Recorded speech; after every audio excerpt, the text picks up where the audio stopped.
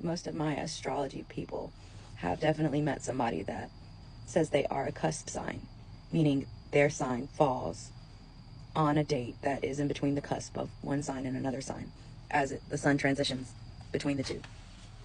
And while a lot of astrologers will reject this as a real thing, because you will always fall into one sign or the other, a lot of symbolism is hidden deep within the cusp transitions.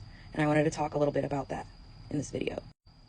And this video is more about like archetypal symbolism. If you want to know more about like yourself in terms of your cusp sign, I would instead look into your decan of your zodiac sign and which decan you fall into.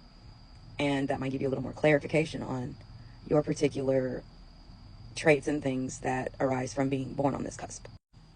So first, I want to draw attention to the pattern throughout the wheel of the zodiac that we see in terms of element when it comes to cusps or, you know, signs cusping into one another. It's going to start out with fire, move into earth, move into air, and then move into water. And then once again, water moves into fire. And that pattern repeats a few times. And there is a deep, like, archetypal symbolism in this pattern. It's not random. And essentially it's the fire represents the spark of creation, and the earth represents taking that creative spark and grounding it in the matter, in the physical realm. Then taking those things with air and rationalizing it, intellectualizing it, giving it mental substance.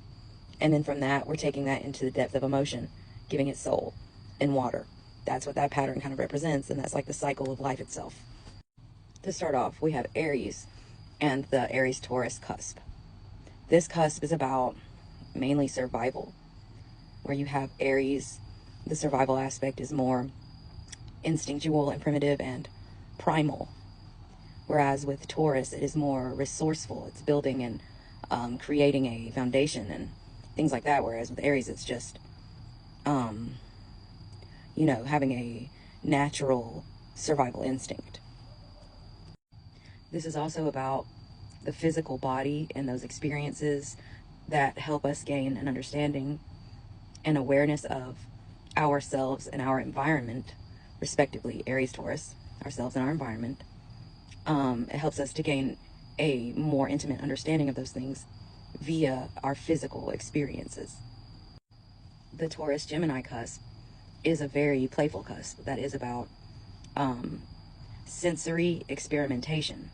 So the Gemini aspect of this is trying to gain a deeper understanding and rationalization.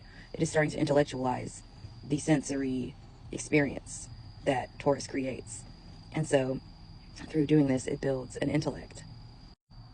The Gemini Cancer cusp is about perception and emotional intelligence. So where the intelligence aspect comes from Gemini, the emotional aspect comes from Cancer. This cusp can be particularly manipulative because of the keen awareness and perception of the energies and the emotional states of others, and then the ability to utilize that perception in a way that helps, you know, gain the upper hand or take an advantage. It also can, on the flip side, be a way to connect better with others and to be a better service to the world. The Cancer Leo cusp is about nurturing creativity.